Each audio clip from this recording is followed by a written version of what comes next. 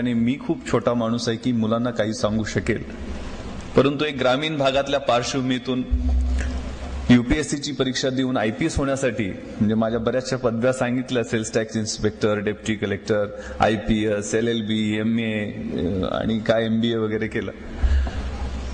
पण 1997 मी फक्त BA होतो ज्यावेळेला मी आयपीएस मध्ये सिलेक्शन झालं. BA इतिहास, शिवाजी विद्यापीठ, कोल्हापूर. आणि त्यानंतर मी सर्व्हिसमध्ये असताना MA एक्सटर्नल केलं. LLB लातूरला SP होतो, नांदेडला ऍडिशनल SP होतो, त्यावेळेला LLB कंप्लीट केलं. आणि ट्रेनिंगच्या पिरियडमध्ये उस्मानिया युनिव्हर्सिटी हैदराबाद मधून MBA कंप्लीट केलं. आणि 1997 वयाच्या 23व्या वर्षी एका वर्षी deputy collector, sales tax inspector आणि आयपीएस, डेप्टी कलेक्टर आणि सेल्स टॅक्स इन्स्पेक्टर या MPSCतनं आणि IPSCतनं UPSC मधनं असं 3 पोस्ट एका वेळेला मिळालेल्या होत्या.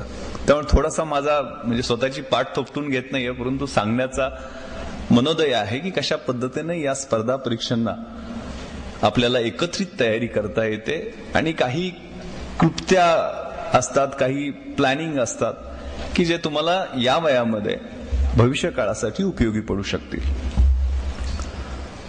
माझं गाव हे खूप छोटं आहे. कोकरूड नावाचं गाव आहे शिराळा तालुक्यात. 32 शिराळा पण ऐकलं असेल. अगदी वारणेच्या कुशीत आणि सह्याद्रीच्या मुशीत वसलेलं हिरवगार असं देखणं गाव आहे. तिन्ही बाजूनं नदी जाते. लहानपण अगदी आंब्याच्या जांभळाच्या झाडावर जाणे, नदीला जाऊन मासे पकडणे, घरी आल्यानंतर म्हैशीच्या धारा काढणे, हे तुमच्यापैकी 70-80% मुलांचं जसं असेल तसंच माझं गेलेलं होतं. वडील नावाजलेले पैलवान, गावचे सरपंच, त्यामुळे लहानपणी त्यांची खूप इच्छा होती की मी चांगला पैलवान व्हावं. मी आता ताईंना हेच सांगत होतो की पोलिओची चर्चा चाललेली होती, तर त्यांनी मला लहानपणी आई आग्रह करत असताना पोलिओचा डोस देऊन दिला नव्हता की पैलवानाचा पोरगा आहे त्याला काय होतं. तर ते मला पोलिओचा ताप आलेला होता. सुदैवानं एका डॉक्टरच्या चांगल्या ट्रीटमेंटमुळे मी लवकर बरा झालो. वेळीच मला फायदा झाला. आणि असं शाळेत ज्यावेळेला जायला लागलो त्यावेळेला शाळेपेक्षा तालमीत जावं अशी त्यांची खूप इच्छा असायची. पण तालमीत गेलं तर एक संजय माने नावाचा पैलवान, आता तो कॉन्स्टेबल आहे, तो मला सारखा उचलून आपटायचा.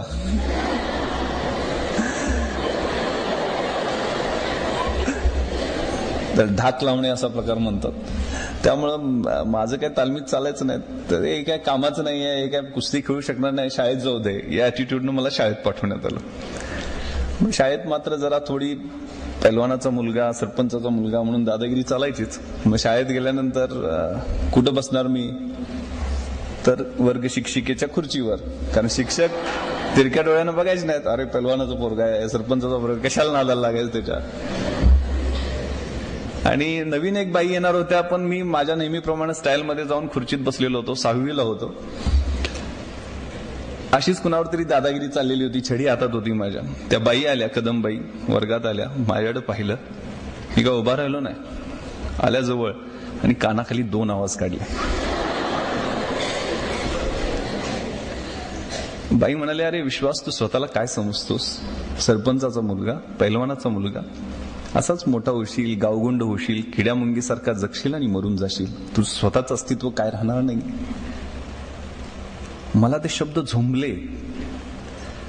माझं स्वतःचं अस्तित्व काय? 6वीला होतो, वय वर्ष 7, 8, 10 असेल काय.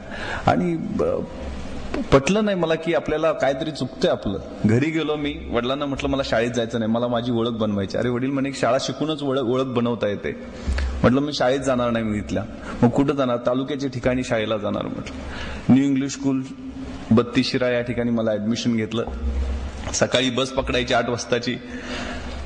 18 किलोमीटर असलं तरी रस्ते खूप कच्चे होते, त्यामुळे 1.5-1 तास लागायचा. परत संध्याकाळी 5च्या बसने यायचो परत. वडिलांचंही त्यावेळेला प्रमोशन झालं, ते पंचायत समितीचे सभापती झाले, जिल्हा परिषदेला निवडून येऊन. पण त्यांना मी सक्त बजावून सांगितलं की मला माझी स्वतःची ओळख बनवायची, तुम्ही माझ्या शाळेत यायचं नाही.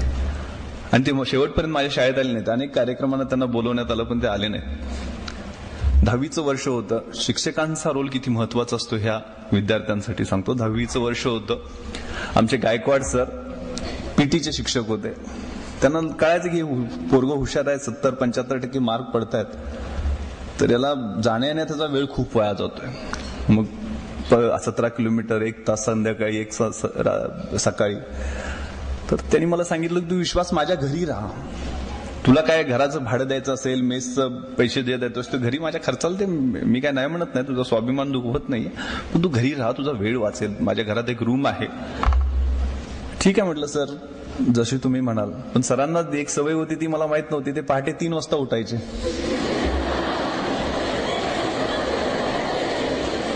आणि व्यायाम करायचे, चांगले बॉडी बिल्डर. मग ते पहिल्याच दिवशी आले, माझा दरवाजा ठोकला, विश्वास उठ. सर म्हटलं 3 वाजलेत. 3 वाजता उठायचं ना अभ्यास करायचा, तुला अभ्यासात पहिला नंबर मिळवायचा आहे, या कॉलेजमध्ये तुला 75% मिळवत असतील तर तुला 85-90% मार्क पाडायचे आहेत. आणि त्यांनी मला 3 वाजता उठवायला सुरुवात करायची. थंडीच्या दिवसात थंड पाण्याच्या नळाखाली बसवायचे. 3:30ला मला फ्रेश करून अभ्यासाला बसवायचे.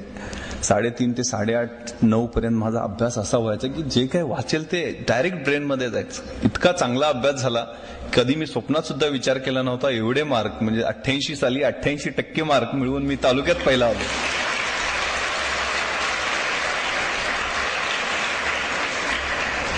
फक्त गायकवाड सरांमुळं.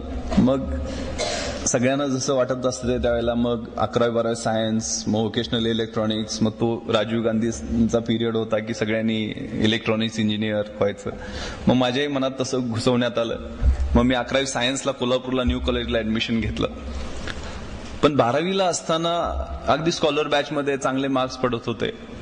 असंच एक व्याख्यान आमच्या कॉलेजमध्ये आयोजित करण्यात आलेलं होतं. आमच्या कॉलेजचे भूषण गगराणी हे IAS मध्ये भारतात 3रे, आणि ते पण मराठी साहित्य आणि मराठी माध्यमातनं परीक्षा देऊन झालेले होते. हे आम्हाला पटलं नाही की ही कलेक्टर बनवणारी, SP बनवणारी एवढी मोठी परीक्षा ही मराठीतनं देता येते, मराठी साहित्य विषय घेता येतो, हे नवीन नवीन गोष्टी होत्या. मी, माझे शेजारी आनंद पाटील, माझा छोटा चुलत भाऊ, तो 11वीला होता, तिथं 2 जण बसलेलो होतो. की आपल्याला असं काय करता येईल का, आपल्याला ही परीक्षा देता येईल का, विचार एक ठिणगी पडली. मी म्हटलं आनंद, बघू आपण रिझल्ट लागल्यावर पाहू. पण 12वीला असतानाच असा विचार, तुमच्याच वयात 9 म्हणजे 12वीतली 10वीतली मुलं आहेत, की वयाच्या 15व्या-16व्या वर्षी हा विचार यायला लागला की ही परीक्षा आपल्याला द्यायची, मग त्यासाठी काय लागतील ते तयारी करायची. कमी वयात निर्णय घेतल्याचा फायदा होतो. 12वीचा रिझल्ट लागला. मी आताच सांगितलं की मला 91 पॉईंट समथिंग म्हणजे 92%च्या जवळपास मार्क पडले. मात्र इलेक्ट्रॉनिक्स आणि मेकॅनिकल मिळत नव्हतं गव्हर्नमेंट इंजिनिअरिंग कॉलेजला, पण प्रोडक्शन, सिव्हिल, इलेक्ट्रिकल अनेक ब्रांचेसला ऍडमिशन मिळत होतं. आनंदचाही रिझल्ट लागला, त्याला MBBS ला मिळाला नाही, 89% त्याला मार्क मिळाले, त्याला BDS ला ऍडमिशन मिळत होतं. आम्ही 2 जण एकत्र बसलो आणि म्हटलं की आपण इंजिनिअरिंग मेडिकल करायचं नाही, आपण आर्ट्सला जायचं, BA ला ऍडमिशन घ्यायचं. कुठलेही सुज्ञ पालक किंवा आमचे आई वडील जर जास्त शिकलेले असते, वडील माझे 4थी शिकलेले होते, आनंदचे वडील 7वी शिकलेले होते, सुदैवाने ते कमी शिकलेले असल्यामुळे आमच्या निर्णयाला कोणी विरोध केला नाही. यांना करायचं ना, काय करायचं म्हणतात, IAS IPS नाही, डेप्टी कलेक्टर DYSP नाही तर फौजदारची परीक्षा तरी द्यायची, काहीतरी सिलेक्शन आपलं होईल, हा ठरवलेला होता, एक प्लॅन केलेला होता. इंग्रजीत एक म्हण आहे की if we fail to plan we plan to fail. जर आयुष्याचा प्लॅन करायला आपण चुकलो ना तर पुढे जाऊन आपण खूप चुकणार असतो, यशस्वी होणार असतो. एक प्लॅन बनवला, एक ट्रॅप बनवला, आपल्या परस्समोर एक डू ऑर डाय अशी परिस्थिती निर्माण केली की आपल्याला ही 3 वर्ष आहेत ना कॉलेजची, ती व्यवस्थित प्लॅन करायची आहेत. हा शांततेचा काळ आहे. एक म्हण आहे इंग्रजीत, खूप खूप चांगली आहे, मराठीत भाषांतर सांगतो की जर शांततेच्या काळात जास्त घाम गाळला तर युद्धाच्या काळात तुम्हाला कमी रक्त सांडावं लागतं. हा तुमच्या आयुष्यातला शांततेचा काळ आहे, कॉलेजचा दिवस.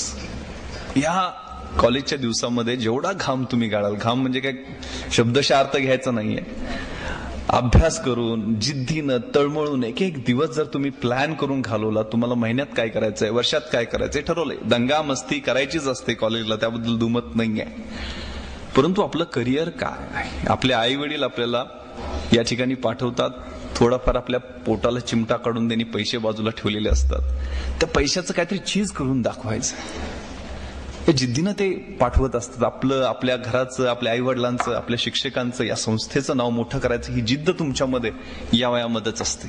आणि हे वय म्हणजे लात मारीन तिथं पाणी काढणारं वय असते, काय ठरवाल ती गोष्ट घडत असते. ते एक मोटिवेशन, स्वतःमध्ये किलिंग इन्स्टिंक्ट त्यावेळेला आम्ही बनवून घेतलं.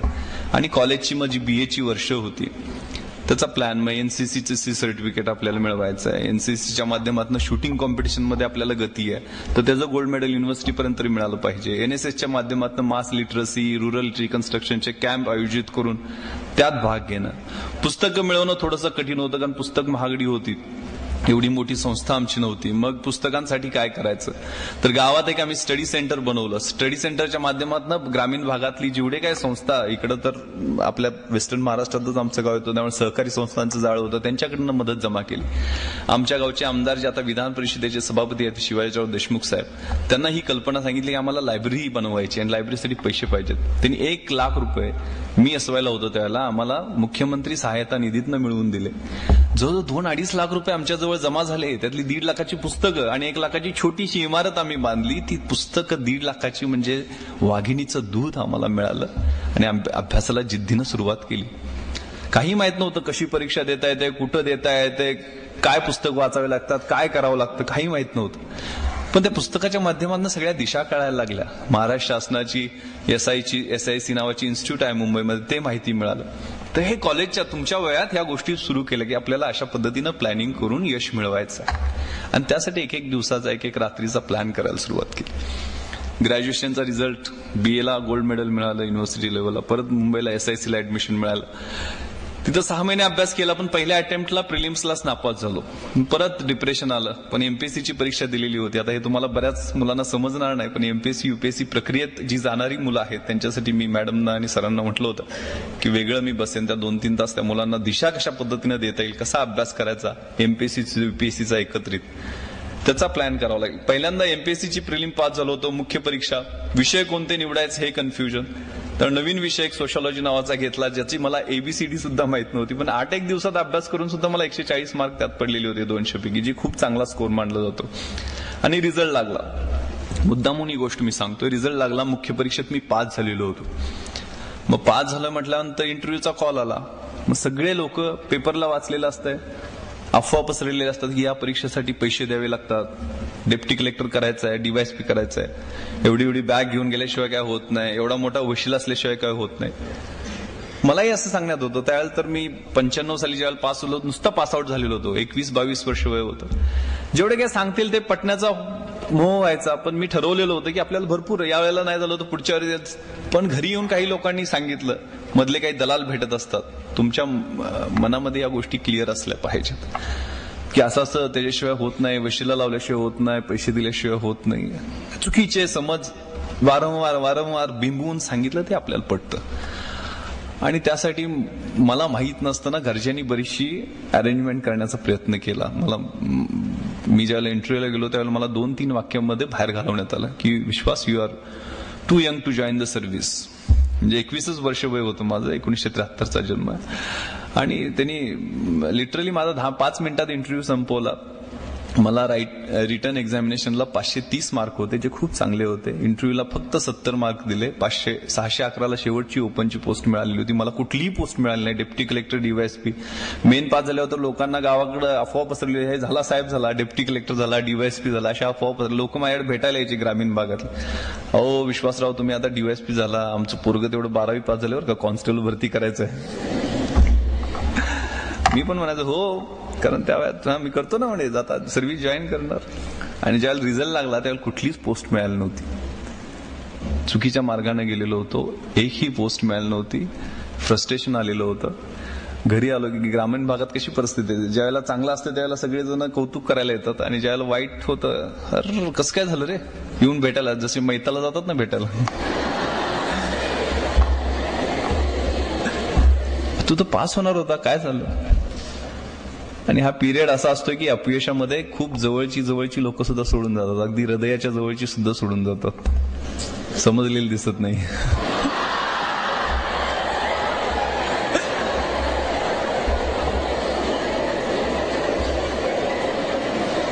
त्यामुळं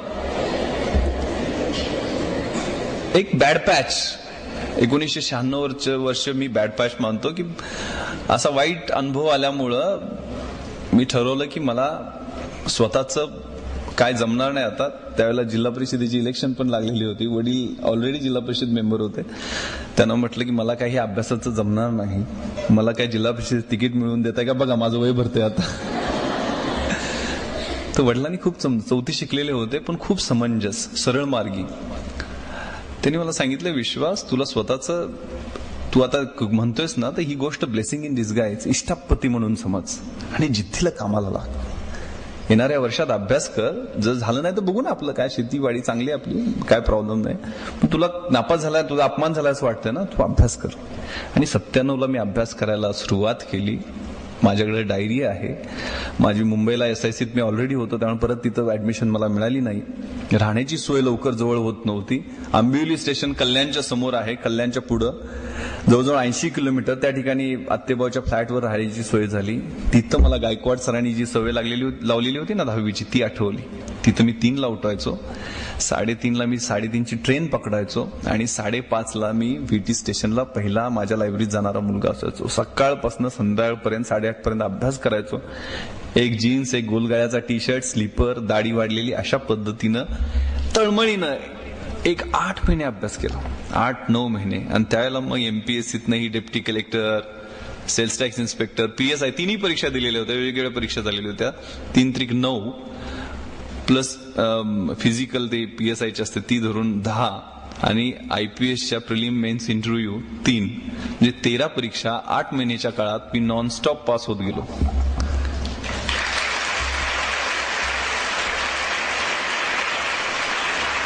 सांगण्याचा उद्देश मी खूप मोठ्या परीक्षा पास झालो, खूप कमी वयात झालो हा नाहीये. हे वर्ष तुमच्या आयुष्यात येऊ शकतं. त्यासाठी ती जिद्द, ती इच्छाशक्ती, ती किलिंग इन्स्टिंक्ट तुमच्यामध्ये ऑलरेडी असते. बरीचशी माणसं आपल्यातलं पोटेन्शियल न कळता मरून जातात. खूप मोठं काहीतरी करू शकलेले असतात ते, पण ते न कळता मरून जातात. माझ्या अभ्यासाच्या डायरीवरती, अजूनही ती माझ्या गावाकडच्या लायब्ररीत डायरी आहे, पहिल्या पानावरती मी एक कविता लिहिलेली होती, मला खूप आवडलेली होती. द पोएम ऑफ ला मांचा, जपानी माणसांची कविता. To dream the impossible dream, जे अशक्य वाटतंय ते स्वप्न मला पाहायचं. टू फाईट द अनबिटेबल फो, ज्या शत्रूचा कोणी पराभव करू शकत नाहीये त्या शत्रूला मला हरवायचं आहे. To beer with unbearable sorrow, कुणालाही सहन होत नाही ते दुःख मला सहन करायचं आहे.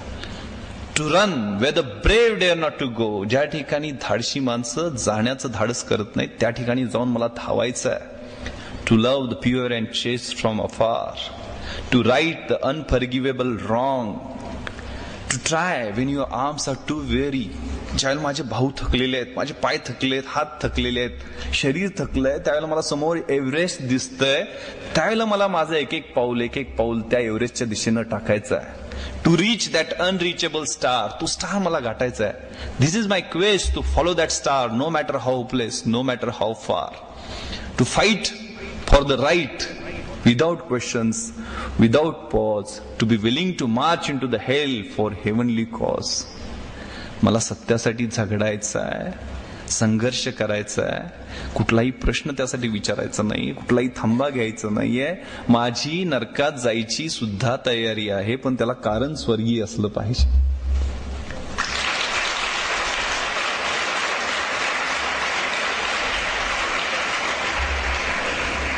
ही इच्छाशक्ती त्या अभ्यास करताना समोर होती.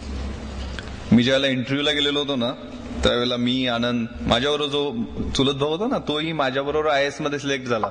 माझ्यावर त्याची रँक आली. तो आता शिवगंगा म्हणून तमिळनाडूमध्ये आहे, त्या ठिकाणी कलेक्टर म्हणून काम करतोय.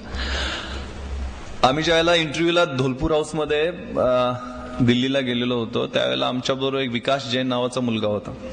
तो बीटेक फ्रॉम IIT पवई आणि MMS from IIM Ahmedabad. BTech MMS ही खूप मोठी डिग्री आहे. म्हणजे तिथं फायनल इयरला असतानाच अमेरिकेतनं दर महिन्याला $1,00,000-2 लाख रुपये पगाराचे कॉल येतात. तर एवढा हायली क्वालिफाईड होता. 2 वर्ष अमेरिकेत नोकरी करून आलेला होता. आमच्यावरच तो महाराष्ट्राला राहिला असल्यामुळं त्याची ओळख झालेली होती. तर इतका स्मार्ट मुलगा, 6 फूट उंच, गोरापान, देखना, 3 पीस सूट मध्ये असायचा. इंग्रजी एवढं शुद्ध आणि चांगलं बोलायचा की इकॉनॉमिक्सचे इतके कन्सेप्ट क्लिअर की त्याचं ऐकत बसावं असं वाटायचं, एवढं चांगलं बोलायचं. आनंदला म्हटलं की अरे आपलं काम नाही आहे हे, अशा मुलांसाठीच IAS IPS आहे, आपलं काय जमणार नाही इकडं, आपण जाऊन कॉन्स्टेबल भरती लईत लई PSI होऊ शकतो. आनंदाने आता परीक्षा देऊन पास होऊन आलोय तर ही इंटरव्ह्यू देऊन तेवढं जाऊ म्हणजे. ज्यावेळेला मग आम्ही इंटरव्ह्यूला एकाच महाराष्ट्रातले असल्यामुळे एका ग्रुपमध्ये होतो. विकासचा अगोदर नंबर आला आणि त्यात आम्हाला पॅनल, अचानक पॅनल डिक्लेअर होतात. MPSCचे पॅनल अगोदर कळतात आपल्याला कुठलं पॅनल आहे, पण UPSCचे पॅनल तुम्हाला 7 पॅनल्स एका वेळेला बसले, कुठल्या पॅनलला जायचं ते अचानक डिक्लेअर होतं. लेफ्टनंट जनरल सुरेंद्रनाथ, जे ABSM PBSM असेच गोरेपान उंच इंग्रजी अधिकाऱ्यासारखे असणारे अधिकारी, आणि त्यात आमचं मीडियम मराठी होतं. आणि त्यांनी असं लोकल लँग्वेज मध्ये बोलणाऱ्या मुलांच्या विरुद्ध चांगलं ऍटिट्यूड नाही असं मी अगोदरच ऐकलेलं होतं. तर आम्ही अजून घाबरलो की आपलं कसं होणार. आणि हा विकास आमच्या अगोदर कॉन्फिडन्सनं इंटरव्ह्यूला गेला, स्मार्टली आतमध्ये गेला. साधारण एक 15 मिनिटांनी तो बाहेर आला, त्यावेळी घामानं डबडबलेला होता. असा टाईची नॉट सोडत, अरे बोगस इंटरव्ह्यू, काय फालतूमध्ये माझी 2 वर्ष वाया गेली, हीच अमेरिकेत घालवली असती तर माझे 30-40 लाख रुपये बँक बॅलन्स झाला असता. म्हणे चला मी चाललो परत म्हणे. तर म्हटलं याची अशी परिस्थिती झाली तर आपलं काय होणार. कारण टाईची नाट सुद्धा बांधता येत नव्हती. मग ते स्काउटला असायचा तो पट्टीचा टाय, तो घालून घेण्याचा प्रयत्न केला, पण तो पण चांगला दिसणार नाहीये. इलॅस्टिकचा टाय असायचा ना शाळेत असताना, कधी नॉटच बांधता यायची नाही ना, ती गाठ असायची ती बांधता यायची नाही. मग तर काय काढूनच टाकला आम्ही. तसंच शर्ट पॅन्ट इन शर्ट, एक ऑक्सफोर्डचे शूज, त्याच्या पलीकडे काय नाही. घाबरत घाबरत आतमध्ये गेलो. मे कम इन सर म्हणून आतमध्ये गेलो.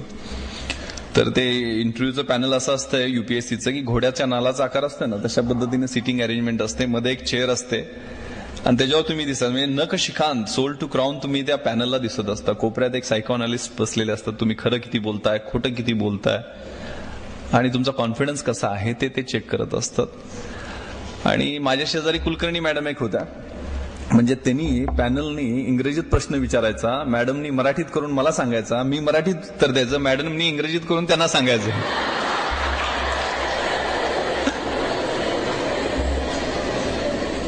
अशी दळबद्री परिस्थिती.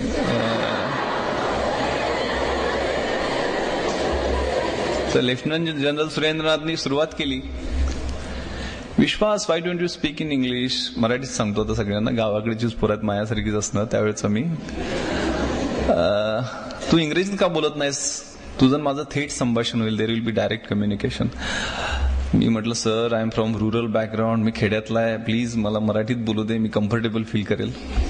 ते म्हणे विश्वास you try in broken English, मोडक्या तोडक्या इंग्रजीत बोलू म्हणे. म्हटलं sir okay, I try my best. म्हटलं सर मी माझा प्रयत्न करतो. त्यांनी विचारलं विश्वास, यू हॅव बीन ग्रॅज्युएटेड, 94 मध्ये ग्रॅज्युएट झालायस, 3 वर्ष तू काय कर, व्हॉट आर यू डुईंग. मी उत्तर दिलं sir, I have established one competitive study centre at my village which works for the upliftment of the rural youth age well age for डिसिमिनेटिंग rational and viable ideas in rural फोक्स. ते चाट पडले, अरे you speak very good English. पण तेवढंच उत्तर मी पाठ करून ठेवलेलं होतं.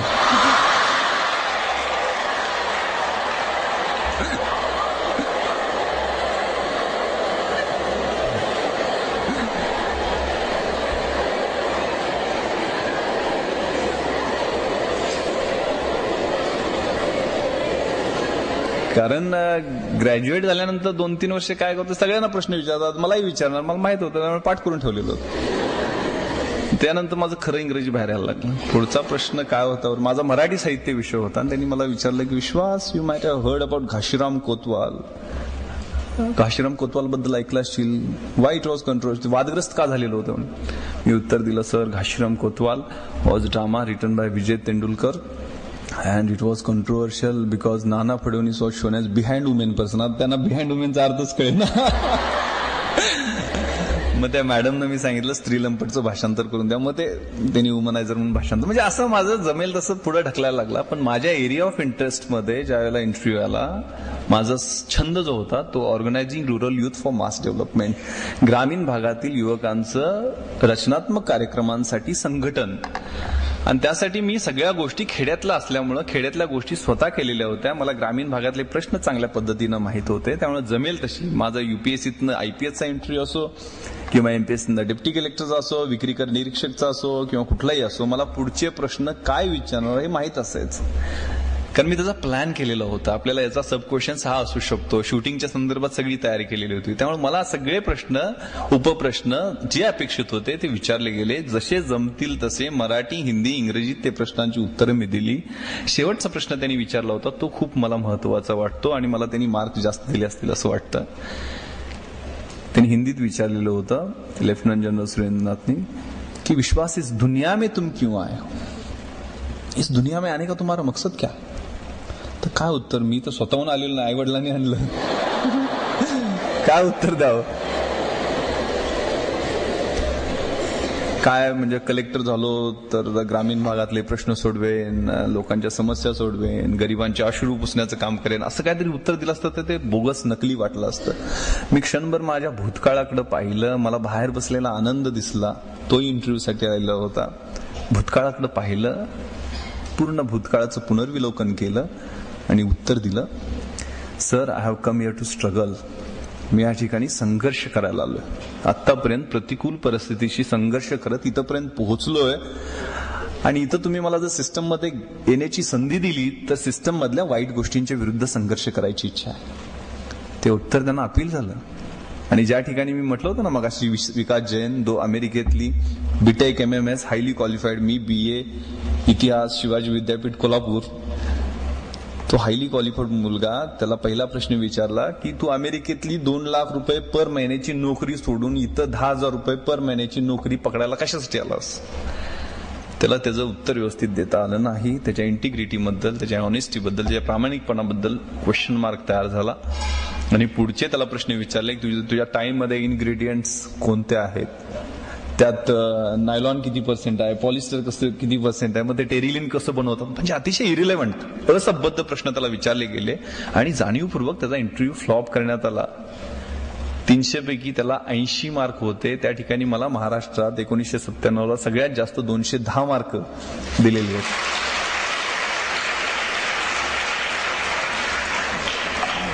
सांगण्याचा उद्देश एवढाच आहे की झाकली मूठ 1.25 लाखाची ठेवू नका. ओपन अप, बी पॉझिटिव्ह. आपल्यामध्ये असतंय ते, आपल्यामध्ये पोटेन्शियल असतं. एका अणूमध्ये जर विश्व उद्ध्वस्त करण्याची शक्ती असेल तर आपल्याला 2 हात, 2 पाय, 2 डोळे, सगळं चांगलं फिट शरीर दिलेलं आहे. अभ्यास करून कुणाच्या अंगाला भोकं पडलेत किंवा कोण मेलाय असं मी काय ऐकलेलं नाहीये. ही संधी आहे. जसं जमेल तसं प्रामाणिकपणे सांगत गेलो आणि यश मिळत गेलं. त्यामुळं हा वेळ आहे ना, हा खूप महत्वाचा आहे. तुमच्या आयुष्यातला कन्स्ट्रक्टिव्ह पिरियड आहे. मात्र इथं वळणही वेगळं लागू शकतं. या वयात अनेक काय म्हणतात ते 16 वर्ष धोक्याचं, आपण चुकीच्या मार्गालाही जाऊ शकतो. एखादी चमकणारी गोष्ट असते, चकाकणारी गोष्ट असते, आपल्याला वाटतं ते सोनं आहे. आपण जवळ जातो, त्याला हात लावतो, ती काच असते. कधीतरी ती काच लागते हाताला, जखम होते, त्याची जखमेची मोठी जखम होते, चिघळते, तिचं गँग्रीन होतं ना, आयुष्य कधी उद्ध्वस्त होतं कळत सुद्धा नाही. थोडंसं सावधान. अगदी काय सदासेवी अरण्य तारुण्य काळी करण्याची आवश्यकता नाहीये. थोडं आपल्याला ज्यासाठी पाठवलेलं आहे घरून, आपले शिक्षक आपल्याची जे अपेक्षा करतायत त्यासाठी वेळ दिला पाहिजे, त्यासाठी प्लॅन केला पाहिजे.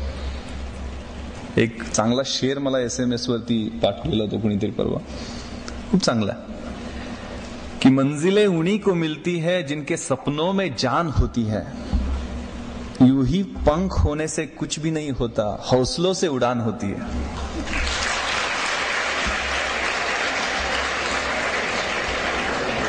तुमच्यातला हौसला, तुमच्यातली जिद्द, तुमच्यातली इच्छाशक्ती, या गोष्टी तुमचं स्वप्न पूर्ण करणार आहेत. त्यामुळे प्लॅन करा. हेच वय आहे प्लॅन करण्याचं. एक खूप चांगला इंग्रजीत शब्द होते वेळेच्या महत्वाबद्दल, की to realise value of 1 year, ask the student who has failed in his exam. 1 वर्षाचं महत्व तुम्हाला ओळखायचं असेल तर वार्षिक परीक्षेत नापास झालेल्या मुलाला विचारा. मराठीत सांगतो ते. एक महिन्याचं जर तुम्हाला महत्व विचारायचं असेल, जाणून घ्यायचं असेल, तर अशा आईला विचारा जिनं 8व्या महिन्यात आपल्या बाळाला जन्म दिला. 1 आठवड्याचं जर महत्व तुम्हाला जाणून घ्यायचं असेल तर साप्ताहिक निघतं ना, त्याच्या संपादकाला विचारा. एका दिवसाचं महत्व तुम्हाला जाणून घ्यायचं असेल तर रोजंदारीवर कामाला जाणाऱ्या रोजगार करणाऱ्या कामगाराला विचारा, ज्याची घरात 6 मुलं जेवण्यासाठी वाट पाहत असतात. 1 तासाचं महत्व तुम्हाला थोड्या दिवसानं कळेल, किंवा काही जणांना आत्ताही कळलेलं असेल. Ask the lovers who are waiting to meet.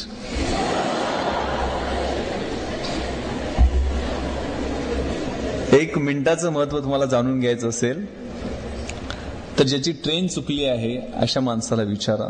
1 सेकंदाचं महत्व तुम्हाला जाणून घ्यायचं असेल तर त्याचा नुकताच ऍक्सिडेंट चुकलाय ना, ऍक्सिडेंट मध्ये वाचलाय, त्याला विचारा. आणि सगळ्यात महत्वाचं, to realise value of 1 milli second, सेकंदातल्या 10व्या भागाचं तुम्हाला महत्व जाणून घ्यायचं असेल तर ask the runner who has one silver medal in Olympics.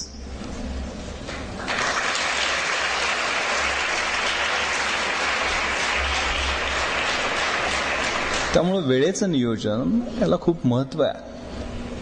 आपल्याला वाटतं की ही खूप मोठी मोठी माणसं झालीत, एवढं मोठं एम्पायर उभं करायला दादांना विचारा किती कष्ट लागले असतील. The heights of great men reached and kept were not attained by sudden flight, but while their companions were slept, they were toiling upwards in the night. जी काही उंची मोठी माणसं गाठतात ना, ती काही एका झेपेत मिळालेली नसते. तर ज्यावेळेला त्यांचे 6 अध्यायी बरोबरचे अभ्यास करणारे झोपा काढत असतात, त्यावेळेला रात्रभर तळमळून जागून अभ्यास करून ती उंची गाठण्यासाठी एक पाऊल त्यांनी पुढे टाकलेलं असतं. प्रयत्न सोडलेले नसतात. खूप आपल्या शाळेतल्या ओळी जर घेतल्या तर खूप चांगलं मोटिवेशन, मॅडमनी मोटिवेशन बद्दल सांगितलं म्हणून मी स्पेसिफिक सांगतो.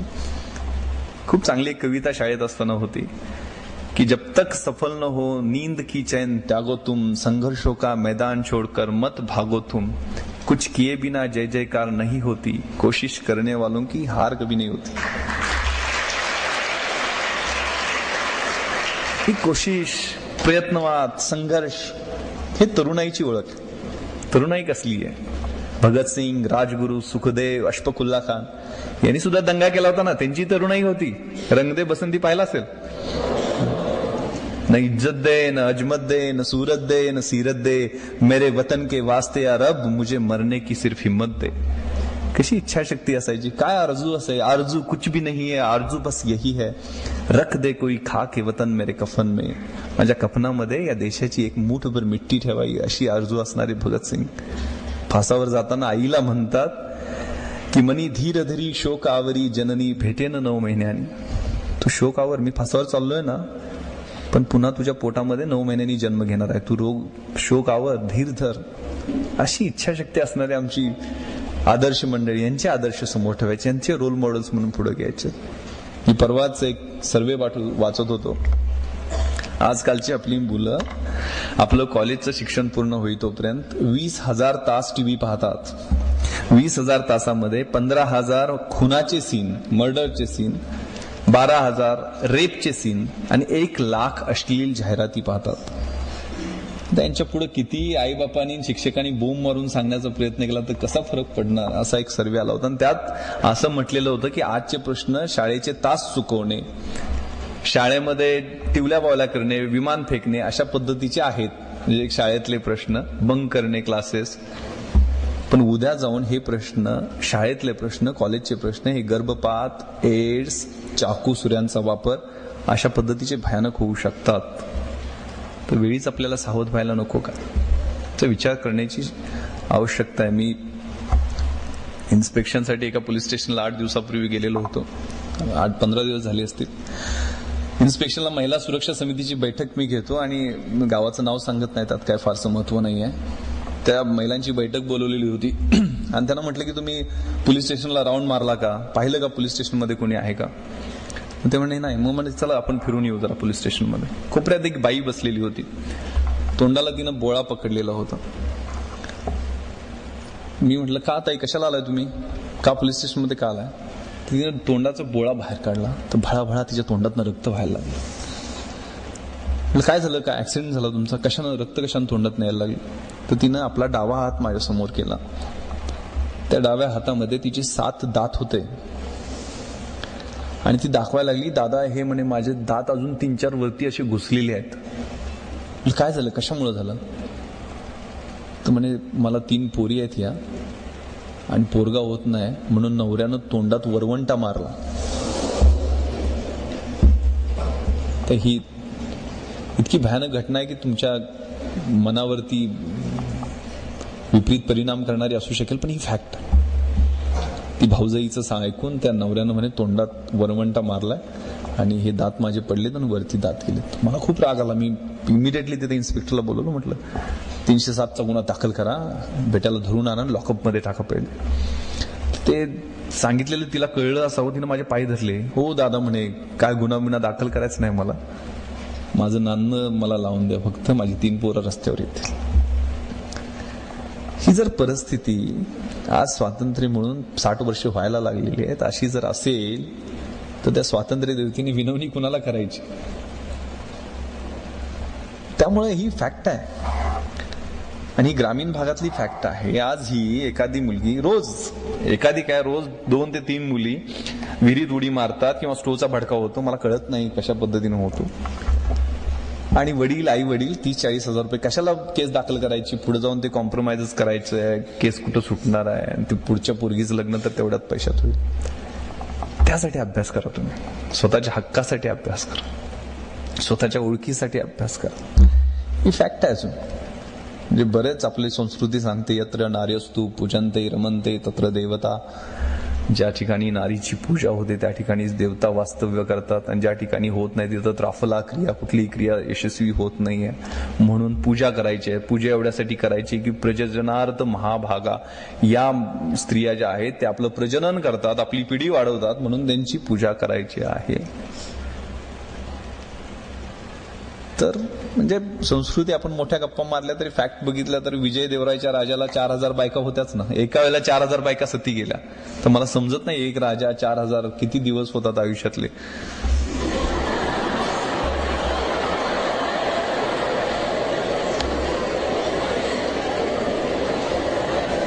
म्हणजे मोठ्या संस्कृतीच्या गप्पा आपण करतो. पिता रक्षती कौमार्य, भर्ता रक्षती यौवने, पुत्रो रक्षती वार्धक्ये, न स्त्री स्वातंत्र्य मर्हती, अशी काही सुभाषित असतात. सांगण्याचा उद्देश असाच आहे की आपलं जे स्वत्व आहे, व्यक्तिमत्व आहे, ते स्वतःहून बनवल्याशिवाय उद्या तारणारं कोणी नाहीये. स्वामी विवेकानंदांनी सुद्धा सांगितलं की no bird can fly with 1 wing. त्यामुळे स्त्रियांना जर पुरुषाच्या बरोबरीनं जपान, जर्मनी, US हे देश पुढे वेगानं का गेले, फिनिक्स पक्षासारखे ते मोठे का झाले, राखेतून का उभा राहिले, तर तिथं स्त्रिया आणि पुरुष एका वेळेला खांद्याला खांदा लावून या देशाच्या प्रगतीसाठी त्यांनी काम केलं. आमच्या बॅचमध्ये एक भारती जजोरिया नावाची मुलगी होती. आम्ही 56 पैकी 50 पुरुष आणि 6 मुली अशा पद्धतीनं आमची बॅच होती. 6 पैकी भारती जजोरिया एक. आमच्या वर्षाच्या शेवटी ॲक्वॅटिक मीट असते, म्हणजे पोहण्याच्या स्पर्धा, आणि त्याचे 9 गोल्ड मेडल असतात वेगवेगळ्या इव्हेंटचे. त्यात free style, best stroke, back stroke, butterflies, अशा 50 मीटर, 100 मीटर अशा वेगवेगळ्या इव्हेंट होतात. तर भारती जजोरिया ही एका ट्रॅकमध्ये पोहत होती आणि 6 ट्रॅक इतर जे होते, ऑलिम्पिक साईजचा स्विमिंग पूल अकॅडमी मधला आमचा, त्या इतर 6 ट्रॅकमध्ये आम्ही 6 जण 6 पुरुष मंडळी दरवेळेला चेंज व्हायचो. प्रत्येक इव्हेंटला 50 मीटरला वेगळे, 100 मीटरला वेगळे, रिलेला वेगळे, म्हणजे प्रत्येक इव्हेंटला आम्ही वेगळे वेगळे व्हायचो. पण भारतीनं तो ट्रॅक सोडला नव्हता. ती एकटी प्रत्येक इव्हेंटमध्ये पोहत होती आणि त्या एकटीनं 9च्या 9 गोल्ड मेडल घेऊन गेली.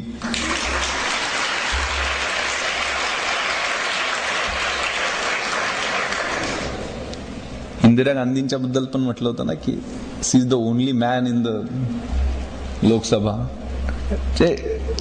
सांगण्याचा उद्देश तिचं, ऑफकोर्स ती एका सिनियर IAS ऑफिसरची मुलगी होती. तिचे वडील चीफ सेक्रेटरी होते. लहानपणापासून तिला ते फिजिकल फिटनेस आणि ह्या गोष्टीचं वेड होतं. तिला तशा पद्धतीचं ते बॅकग्राऊंड मिळालेलं होतं. त्यामुळे ती जिंकली असेल. घुडसवारीमध्ये जो पुरुषांचा खेळ आहे अगेन, त्यातले सुद्धा सगळे गोल्ड मेडल ती घेऊन गेली आणि खूप चांगलं काम मध्य प्रदेशात ती आज करते. तर सांगण्याचा उद्देश की ही कल्पना चावला, ही भारती जजोरिया, ही मदर तेरेसा, ही मेधा पाटकर, या अशा कितीतरी आदर्श आपल्या समोर उभा आहेत की त्यांच्याकडे पाहून आपण काहीतरी करण्याची जिद्द आपल्यामध्ये तयार झाली पाहिजे. त्यामुळे पोटेन्शियल बाहेर काढण्यासाठी आवश्यकता. मी आता एका मुलीचा वडील असल्यामुळे जास्त माझं घरात मेजॉरिटी झाली, आई, बायको, मुलगी. सांगण्याचा उद्देश की आपलं स्वतःचं व्यक्तिमत्व बनवायचं आहे, यातलं पोटेन्शियल काढायचं आहे. माझ्या मुलीचा पहिला वाढदिवस होता 2002 आणि 22 मे 2002. घरात खूप पाहुणे आलेले होते म्हणून लातूरला मी रेस्ट हाऊसला झोपायला गेलेलो होतो. जाताना युनिफॉर्म नेला नव्हता, जीन्स, टी शर्ट, सुदैवानं पिस्टल बरोबर घेतलेली होती. मध्यरात्री एक फोन आला मला, एक PIचा तिथल्या चाकूरच्या, की सर अशी अशी डेकॉइटी झालेली आहे आणि त्या डेकॉइटीमध्ये एका वृद्ध म्हातारीचा मर्डर केलेला आहे दरोडेखोरांनी, आणि सर आपण या. तर मला टेन्शन आलं की त्या दिवशी संध्याकाळी पार्टी असणार वाढदिवसाची घरी. त्यात मी ते मगाशी जे सांडपाण्याचं उद्यान मी म्हटलं होतं SP ऑफिस समोर खूप 2 एकरमध्ये आम्ही बनवलेलं होतं, आणि ते अभिषेक बच्चन आणि अजय देवगण त्या दिवशी लातूरला शूटिंगसाठी जमीन पिक्चर चाललेलं, त्यांनाही पार्टीत बोलवलेलं असतं. मग मीडियामध्ये येणार, पेपरवाले लिहिणार की SP पार्टीत बिझी, दरोडे, वृद्धेचा खून वगैरे. टेन्शन आलं मी की संध्याकाळचा कार्यक्रम कॅन्सल करायचा म्हणून मी सांगून 3 वाजताच कॉलेज गाडी होती, कॉलेजनं मी निघालो. शेतातनं पोहोचलो स्पॉटवर. त्यावेळेला मी पाहिलं की भयानक पद्धतीनं त्या वृद्धेचा खून करण्यात आलेला होता. मी येताना सगळी नाकाबंदी ऑलरेडी लावलेली होती आणि मला तेवढ्यात कॉल आला, 4:30 वाजले असतील, थोडंसं तांबडं फुटण्याची वेळ झालेली होती, की सर या ठिकाणी 3 जण आम्हाला बघून पळायला लागलेले आहेत आणि ते नक्की दरोडेखोर असावेत, आणि ते साधारण पानगाव म्हणून रेल्वे स्टेशन आहे त्या ठिकाणावरनं पळालेले आहेत. चोर तिथंच जाणार होते, नॅचरल कोर्समध्ये या गोष्टी होत्या म्हणून मी पण त्या बाजूनच निघालो. तर PI तांबारेचा कॉल आहे की सर माझी गाडी फसली आणि मी पळू शकत नाही कारण माझं वजन 120 किलो आहे. तर म्हटलं ठीक आहे, कुठल्या दिशेने गेले सांग. मग मी त्यावेळेला फ्रेश ट्रेन होऊन पहिला चार्ज लातूरचा होता, त्यामुळे मी आणि माझा बॉडीगार्ड आणि एक शेतकरी फकीर नावाचा 3 जण आम्ही त्या दिशेने गेलो. रस्ता दाखवायला त्या फकीराला घेतलेला होता. तर समोर आम्हाला ते, कारण लातूरला सगळा ओसाड भाग आहे, काय ऊस नाही काय नाही, सगळं वाळवंटा टाईप परिस्थिती. तर तिथनं लांब पळताना आम्हाला 3 जण दिसले आणि पाठलाग करायला सुरुवात केली. खाली उतरलो, गाडी काय जाऊ शकत नव्हती. मग पळत पळत त्यांच्या पाठीमागनं जसं जमेल तसं 14-15 किलोमीटर पळाल्यानंतर त्यांनी दगड फेकायला सुरुवात, कारण आम्ही सिव्हिल ड्रेसमध्ये होतो. मग स्वतःला वाचवण्यासाठी मी एक राऊंड फायर केला. त्यांच्या लक्षात आलं की पोलीसवाला असेल किंवा कुणाकडे तरी हत्यार आहे. मी एक राऊंड फायर हवेतच केलेलं होतं. मग त्यातला एक जण तिथंच लपला त्या झाडीमध्ये. मग तिथं लपलाय लक्षात 2 जण पुढे पळाले. तर तिथं लपलेल्या माणसाचा आम्ही शोध घेतला आणि त्याला पकडला तिथं, आणि बाकी 2 पळाले तर सुटका. पण पुढच्या 2 सेक्टरमध्ये आम्ही परत चेकिंग लावलेलं होतं. बीड जिल्ह्यात सुद्धा लोकांना सांगितलेलं होतं की असे चोर पळालेले आहेत, आणि त्यांना तिथं एनसर्कल पुढच्या एका पोलीस स्टेशनच्या हद्दीत करण्यात आलं. पोलीस आणि लोकांनी एनसर्कल केलं. त्यावेळेला तिथला एक जण सापडला आणि दुसऱ्या जण पळून जातं. सापडताना त्यानं दगड फेकायला सुरुवात केली. मला पोलिसांच्या ताब्यात देऊ नका म्हणत एक शेजारी विहीर होती, 150 फूट खोल विहीर होती, त्याच्यात उडी मारली. जागेवर खलास झाला, कारण विहिरीत पाणी अर्धा फूट सुद्धा नव्हतं. त्याला बाहेर काढलं. त्यावेळेला त्या वृद्धेनं प्रतिकार केला होता, त्याची इतर लक्षणं दिसली.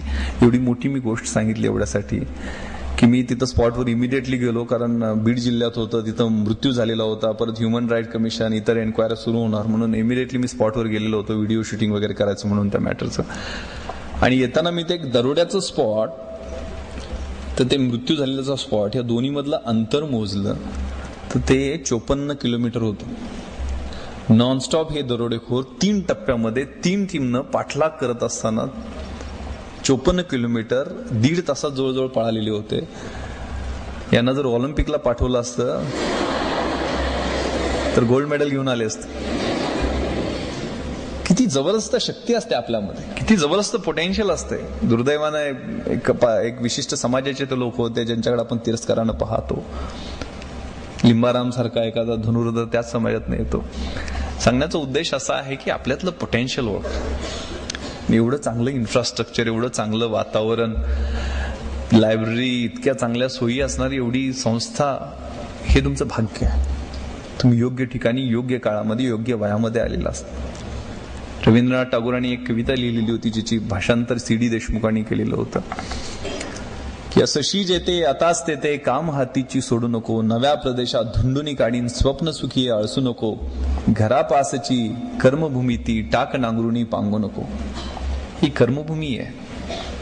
हे शारदा नगरचं शैक्षणिक संकुल ही तुमची कर्मभूमी आहे. तिथं नांगरून तिथं आपल्याला सोनं पिकवायचं आहे. हे तुमच्या मनामध्ये असलं पाहिजे. आणि त्यासाठी उठा, जागे व्हा. विवेकानंदांनी सांगितल्यामुळं प्रमाण, rise awake, stop not till the goal is achieved. आणि कामाला लागा, अभ्यासाला लागा. अशक्य कुठलीही गोष्ट नाहीये. आणि हे या वयातच, आयुष्यात जन्म एकदाच मिळतो ना. आपले राष्ट्रपती सांगतात low M is a crime, कमी ध्येय ठेवणं हा गुन्हा आहे. आणि नेहमी there is always room at the top, उंचीवरती आपल्यासाठी जागा राखीव असते. तर मोठं ध्येय ठेवा आणि ध्येय गाठण्यासाठी सर्व जिद्दीने प्रयत्न करा. मला वाटतं माईकला कंटाळाला, थांबतो. जय हिंद, जय महाराष्ट्र.